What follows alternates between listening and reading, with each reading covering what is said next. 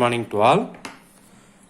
Next, statistical quality control. Applied statistic la next topic, statistical quality control. Statistical quality control இதிலே நமக்கு வெட்டிங்லேயே தெரிஞ்சிருச்சு. எதை control பண்ணுது? இது குவாலிட்டியை கண்ட்ரோல் பண்ணுறது தான். எதை பேஸ் பண்ணி? ஸ்டாட்டிஸ்டிக்கா குவாலிட்டியை பேஸ் பண்ணுறது. ஓகேவா?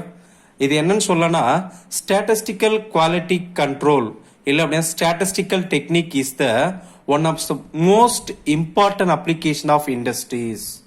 இண்டஸ்ட்ரியில most important application statistical control. ஏன்னா ஸ்டாட்டிஸ்டிக்கல் கண்ட்ரோல்ல இருந்தா மட்டும்தான் நம்ம ப்ரொடக்ஷனோ இல்ல ரா மெட்டீரியல் கலெக்ஷனோ எல்லாமே கரெக்டா மெயின்டைன் பண்ண முடியும். இது இன்னும் ஷார்ட்டா சொல்லணும்னா ஸ்டாட்டிஸ்டிக்கல் குவாலிட்டி கண்ட்ரோல் எப்படி சொல்லணும்னா 4 M's அப்படின்னு சொல்லுவாங்க. என்னன்னு சொல்லனா 4 M's. 4 M ரொம்ப முக்கியம். இதுக்கு என்னென்ன M அப்படின்னு பாத்தீங்கன்னா ஃபர்ஸ்ட் ஒன்னு மெட்டீரியல். மெட்டீரியல் முக்கியம். செகண்ட் ஒன்னு மேன் பவர். மேன் பவர் முக்கியம். தேர்ட் ஒன்னு மெஷின். தேர்ட் ஒன்னு மெஷின். ஃபோர்த் ஒன்னு பாத்தீங்கன்னா மேனேஜ்மெண்ட். இந்த 4M கரெக்டா இருக்கு அப்படின்னா நம்ம கொடுக்குற ப்ராடக்ட் குவாலிட்டியா இருக்கும்.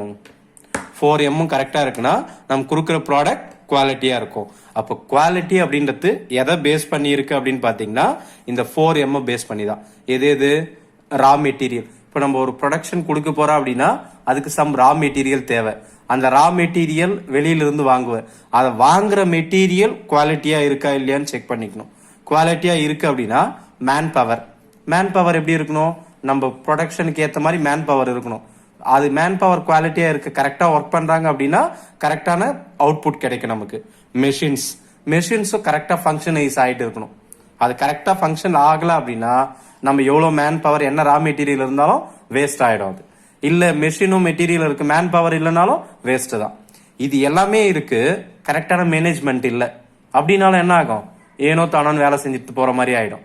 அப்போ material, man power, machine, management இது நாலும் கரெக்டா இருக்கு அப்படின்னா ஒரு ப்ராடக்ட் எப்படி வரும்? நமக்கு குவாலிட்டியா வரும். அப்போ குவாலிட்டி கண்ட்ரோல் அப்படின்றத எப்படி சொல்லலாம்னா ஷார்ட்டா 4M's அப்படின்னு சொல்லுவாங்க.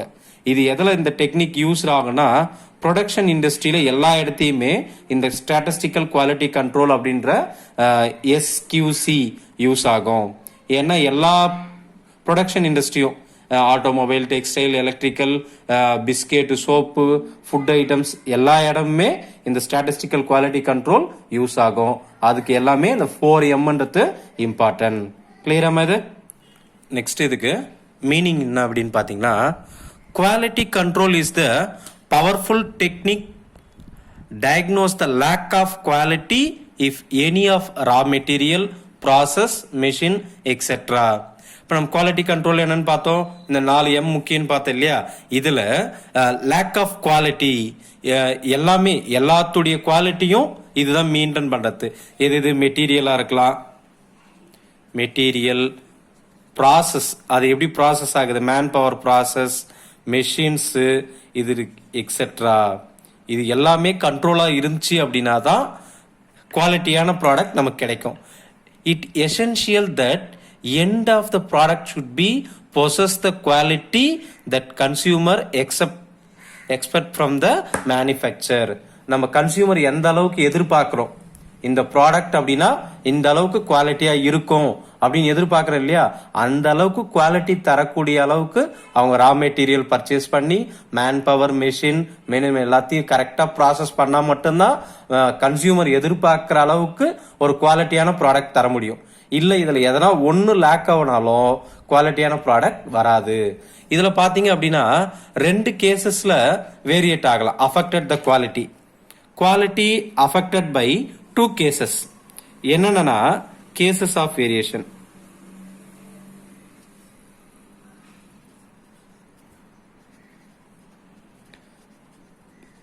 ஃபர்ஸ்ட் கேஸ் பாத்தீங்கன்னா ரேண்டம் கேசஸ்.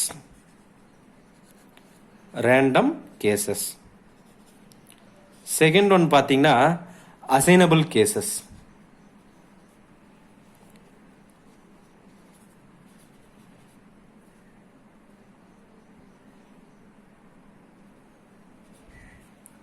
இதில் ரேண்டம் கேசஸ் அப்படின்றது என்னன்னு பார்த்தீங்கன்னா ஸ்மால் வேரியேஷன் தான். இது ரொம்ப குவாலிட்டியை பாதிக்காது. ரேண்டமா எதனா இப்போ ஒரு 10 ப்ராடக்ட் பண்றாங்க அப்படின்னா எதனா ஒரு ப்ராடக்ட்ல மைனர் டிஃபெக்ட் மட்டும்தான் இருக்கும். அந்த அளவுக்கு நிறைய டிஃபெக்ட் வராது. அந்த மைனர் டிஃபெக்ட் கூட பாத்தீங்கன்னா எதனா சின்னதா ஹியூமன் கண்ட்ரோல்ல வந்திருக்கலாம், இல்ல அப்படின்னா மெஷின்ல எதனா சின்ன ஃபால்ட்டா இருந்திருக்கலாம். அந்த மாதிரி எதனா ஒரு சின்ன ஃபால்ட் வர்றது மட்டும் ரேண்டம் கேசஸ் அப்படின்னு சொல்லுவாங்க. ரேண்டமா ஒரு 10 ப்ராடக்ட் வருது, அதுல ஒரு ப்ராடக்ட் மட்டும் சரியில்லை, அப்ப அந்த ப்ராடக்ட் எடுத்து வச்சு மீதி இருக்க 9 ப்ராடக்ட் குவாலிட்டியா இருக்கும், அதை சேல் பண்ணிடலாம். இது ரேண்டம் கேசஸ். நெக்ஸ்ட் கேசஸ் பாத்தீங்கன்னா இதுல வர ப்ராடக்ட்ல மேக்சிமம் ஃபால்ட்டா தான் இருக்கும். எப்படி அப்படின்னா இப்ப நம்ம ரா மெட்டீரியல் வாங்குறோம் இல்லையா, அதில் ஸ்டார்ட் பண்ணி ப்ரொடக்ஷன் வெளியே போகிற வரையிலும் எதனா டிஃபெக்டிவ் ஆயிருக்கலாம். ஏன்னா ரா மெட்டீரியல் வந்ததே டிஃபெக்டிவா இருக்கு அப்படின்னா அதுல செய்யற எல்லா ப்ராடக்ட்டுமே எப்படி இருக்கு, நமக்கு ஃபுல்லாவே குவாலிட்டி வர்றது கஷ்டமா இருக்கும். இப்போ நீ ஒரு ஆட்டோமொபைல் கம்பெனி ஸ்டார்ட் பண்ற, நம்ம வாங்குற அலுமினியம் கேசஸ் இல்ல ஒயர் கேசஸ் ஏதோ ஒன்று சரியில்லை அப்படின்னா ஆட்டோமொபைல் அந்த ஃபுல்லாவே அந்த ஒயர் கேசஸ் எப்படி இருக்கும், நமக்கு எலக்ட்ரானிக் ஃபால்ட் வந்துட்டு தான் இருக்கும். இல்ல அலுமினியம் சரியில்லைன்னா பாடி சரி இருக்காது அந்த கார்ல. அது மாதிரி இருக்கு இல்லையா. இப்ப நிறைய இடத்த பாத்தீங்கன்னா கார் ப்ரொடக்ஷன் கம்பெனி, பெரிய பெரிய மேனுஃபேக்சர், நல்ல நேம்டு கார்லாம் பாருங்க, பிரேக் கண்ட்ரோல் இல்ல, இது கொஞ்சம் குவாலிட்டி ப்ராடக்ட் சரியில்லை அப்படின்னு திரும்ப எடுத்துட்டு மேனுஃபேக்சர் பண்ணி திரும்ப தரேன்னு சொல்லுவாங்க. அடிக்கடி நியூஸ்ல பாத்துருக்கலாம், கார்கள் திரும்ப பெறப்பற்றன அப்படின்ட்டு. ஒரு 10 கார் வித்திருக்கு, திடீர்னு தீ பிடிக்குது அப்படிலாம் சொல்றாங்க இல்லையா. இதெல்லாம் பார்த்தோன்னா ரேண்டம் கேசஸ். ஏன்னா ஒரு 1000 கார்ல 10 கார் அது மாதிரி தான், ஒரு 10,000 20,000 கார்ல. அசம்பிள் கேசஸ்னா ஒரு 10 கார் வெளியே வருது, 10மே அப்படிதான் இருக்கு. அப்ப 10மே திரும்ப எடுத்துட்டு வேறதான் கொடுத்தாகணும் அவன். அதுதான் இங்க. புரியுதாமா? இது ரேண்டம்னா எதனா ஒரு ஃபால்ட் வரும், இதுல மேக்சிமம் ஃபால்ட்டா இருக்கும். இது மினிமம் ஃபால்ட், இது மேக்சிமம் ஃபால்ட். இதான் இது குவாலிட்டி கண்ட்ரோல்.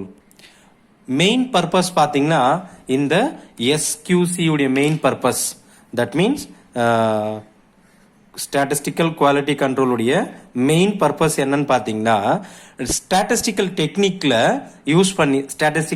யூஸ் பண்ணி எலிமினேஷன் ஆஃப் அசம்பிள்டு கேசஸ். இந்த அசம்பிள் கேசஸ் இருக்கு இல்லையா, இதெல்லாம் எலிமினேட் பண்ணிட்டு bring the production of control under the control. அந்த ப்ரொடக்ஷனை ஃபுல்லாவே இதை எலிமினேட் பண்ணிட்டு அசம்பிள் கேசஸ், அதான் டிஃபெக்டிவ் ஐட்டம்ஸ் இருக்கு இல்லையா, அதை ஃபுல்லா எலிமினேட் பண்ணிட்டு குவாலிட்டியான ஐட்டம் கொடுக்கறது தான் இதனுடைய மெயின் ப்ராசஸே. மெயின் ப்ராசஸ் அப்படின்னு என்னன்னு பாத்தீங்கன்னா eliminate assemble cases and given to the quality items. இதுக்கான ப்ராசஸ் நடக்குது இல்லையா, இந்த ப்ராசஸ பார்க்கறதா எஸ்கியூசி. இந்த ப்ராசஸ கண்ட்ரோல்ல வச்சிருக்கிறது கரெக்டா. ஏன்னா இந்த அசெம்பிள் கேசஸ்ல பாத்தீங்க அப்படின்னா எங்க வேணாலும் ஃபால்ட் ஆயிருக்கலாம். ரா மெட்டீரியல், மேன் பவர், இல்ல மெஷின்ல, இதுல எங்க ஃபால்ட் இருக்குன்னு பார்த்து அதை ரெக்வயர் பண்ணிட்டு அதுல இருந்து நம்ம குவாலிட்டி ஐட்டம் தரதான் எஸ்கியூசி உடைய மெயின் ப்ராசஸ். நெக்ஸ்ட் என்ன அப்படின்னு பாத்தீங்கன்னா process control and product control. Process control and product control.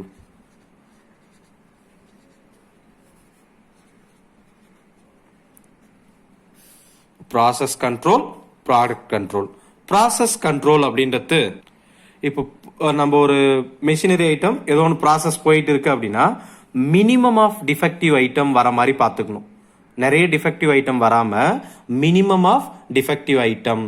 இது எப்படி சொல்லனா, process control is the preparation of defective item of in the production process is to be minimized and it is achieved through the technique of controlling chart வச்சு நம்ம processing control use பண்ணி minimum of defective ஐட்டமை produce பண்றது. Next பார்த்தோன்னா product control என்னன்னா, இப்போ நம்ம நிறைய மேனுஃபேக்சர் பண்ணிட்டு இருப்போம், அதுல இருந்து சாம்பிளா 2 எடுத்து டெக்னிக்கா சாம்பிளா எடுத்து டெஸ்ட் பண்றது. நம்ம சாம்பிள் டெக்னிக் அப்படின்ட்டு நம்ம ப்ராபபிலிட்டி படிச்சிருப்போம், 2 எடுத்து அதுல இருந்து டெஸ்ட் பண்றது அப்படின்ட்டு அது மாதிரி வச்சுக்கலாம். அதை product control means controlling the quality. Product control அப்படின்னா குவாலிட்டியை கண்ட்ரோல் பண்றது. Control the quality, controlling the quality the product by critical examination through the sampling inspection plan. Sample திடீர்னு அந்த இடத்துல சாம்பிள் எடுத்து அதை இன்ஸ்பெக்ஷன் பண்ண அப்படின்னா அது குவாலிட்டியா இருக்கா இல்லையா, குவாலிட்டியா இருக்குன்னா மேக்ஸிமம் குவாலிட்டியா தான் இருக்கும். அது product control. Process control, product control. ப்ராசஸ்னா நம்ம டிஃபெக்டிவ் ஐட்டம் கம்மியா வரத ப்ராசஸ் பண்றது. ப்ராடக்ட் அப்படின்னா நம்ம மேனுஃபேக்சர் பண்ற ஐட்டமை ப்ராடக்ட் எப்படி நம்ம எந்த அளவுக்கு குவாலிட்டியா கொடுக்க முடியுமோ அந்த அளவுக்கு குவாலிட்டியா கொடுக்கறதா ப்ராடக்ட் கண்ட்ரோல். இது ரெண்டுத்துக்கு டிஃபரன்ஸ் புரியுதாமா? ப்ராசஸ் அப்படின்னா மேனுஃபேக்சர் பண்ணும் போதே டிஃபெக்டிவ் ஐட்டம் கம்மியா மேனுஃபேக்சர் பண்றது. ப்ராடக்ட் அப்படின்னா நான் மேனுஃபேக்சர் பண்ண ப்ராடக்ட்ல எதனா ஒன்று சாம்பிள் எடுத்து டெஸ்ட் பண்ணி அது கரெக்டா இருக்கா இல்லையான்னு சொல்லிடுறேன், குவாலிட்டி செக் பண்றது. இது ப்ராசஸ் அண்ட் ப்ராடக்ட் கண்ட்ரோல். இதுல கண்ட்ரோல் சார்ட் பார்த்தீங்கன்னா 2 கண்ட்ரோல் இருக்கு இல்லையா? கண்ட்ரோல் சார்ட்ல எக்ஸ் சார்ட், ஆர் சார்ட் அப்படின்னு 2 சார்ட் இருக்கு. என்னென்ன சார்ட் அப்படின்னா X chart and R chart. X chart அப்படின்றது மீன் சார்ட் அப்படின்னுவாங்க. Mean chart. இது வந்து range chart. Mean chart and range chart. இது ரெண்டுத்திலுமே பாத்தீங்க அப்படின்னா mean chart, range chart. Quality நம்ம கண்ட்ரோல் அப்படின்னு பார்த்தோம் இல்லையா? இதுல 3 டைப் ஆஃப் கண்ட்ரோல் இருக்கு. கண்ட்ரோல் அப்படின்னா இப்போ ஒரு டிஃபெக்டிவ் ஐட்டம் ஒரு 2 டைப்ஸ் சார்ட் பார்த்தோம் இல்லையா? இதுல கண்ட்ரோல் சார்ட் அப்படின்னு பேரு. இந்த கண்ட்ரோல்ல 3 டைப் ஆஃப் கண்ட்ரோல் இருக்கு. என்னன்னு பார்க்கலாமா? அத கண்ட்ரோல் சார்ட் 2 டைப் பார்த்தோம் இல்லையா? இந்த கண்ட்ரோல் சார்ட் ஏன் யூஸ் பண்றோம் அப்படின்னா கண்ட்ரோல் சார்ட்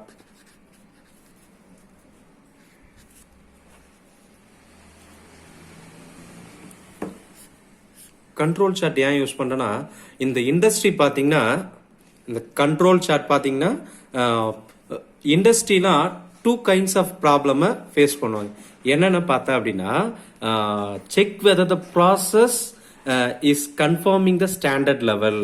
இப்போ நம்ம ப்ராசஸ் பண்ற ஒரு ஐட்டம் ஏதோ ஒன்று மேனுஃபேக்சர் பண்ற அதுக்கான ப்ராசஸ் ஸ்டாண்டர்ட் லெவல்ல இருக்கா. ஃபர்ஸ்ட் ஒன் வந்து ப்ராசஸ் is conforming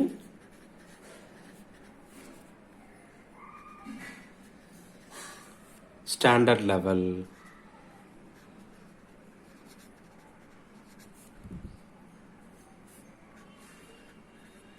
ஸ்டாண்டர்ட் லெவல்ல அந்த ப்ராசஸிங் இருக்கா அப்படின்னு பார்த்துட்டு செகண்ட் ஒன் பாத்தீங்க அப்படின்னா இந்த ஸ்டாண்டர்ட் லெவலை எப்படி இம்ப்ரூவ் பண்ணலாம், இம்ப்ரூவ்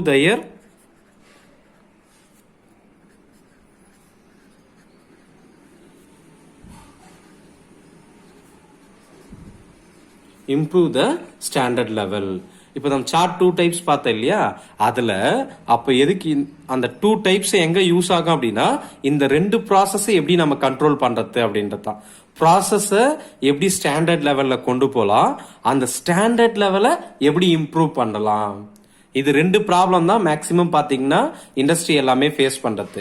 இந்த 2 ப்ராப்ளமும் சால்வ் பண்றதுக்கு தான் நம்ம சார்ட் யூஸ் பண்றது. எக்ஸ் சார்ட், ஆர் சார்ட் பார்த்தோம் இல்லையா? அதை யூஸ் பண்ணி தான் இந்த 2 ப்ராப்ளமே நீ சால்வ் பண்ண போற.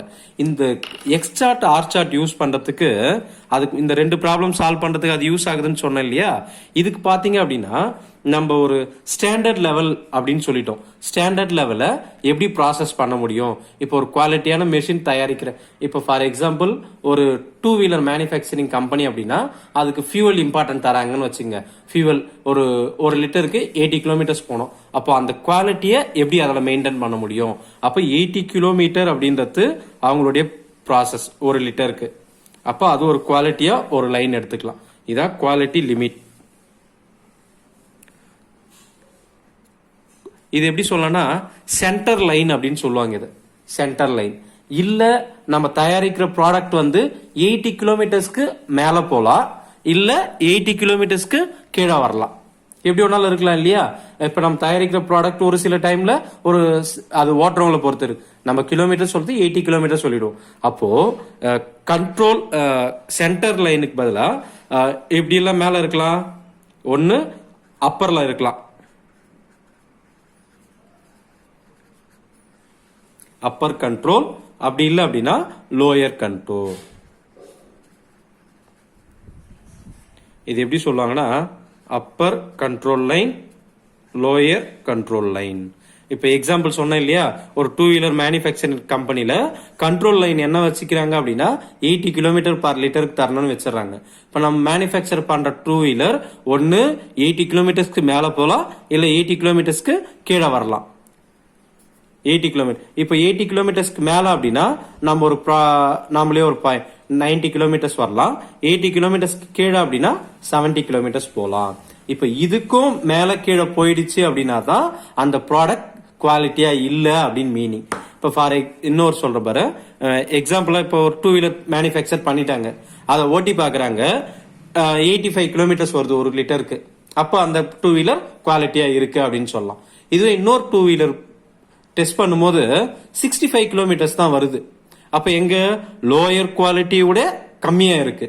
அப்ப அந்த ப்ராடக்ட் சரியில்லை, குவாலிட்டி கண்ட்ரோலா இல்ல, அங்க மேனுஃபேக்சரிங் ப்ராசஸ் ஏதோ தப்பா இருக்கு, அதை ரெடியூஸ் பண்ணணும். அப்போ அந்த ப்ராப்ளத்தை சால்வ் பண்ணிக்கணும். இதுதான் இங்க குவாலிட்டி கண்ட்ரோல் சார்ட் பேசஸ்.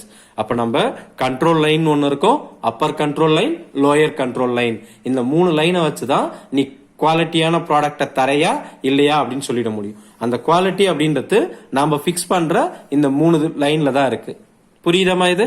இந்த 3 லைனை பிக்ஸ் பண்றதுக்கு சம் ஃபார்முலாஸ் இருக்கு. அது என்னன்னு நெக்ஸ்ட்ல பார்க்கலாம்.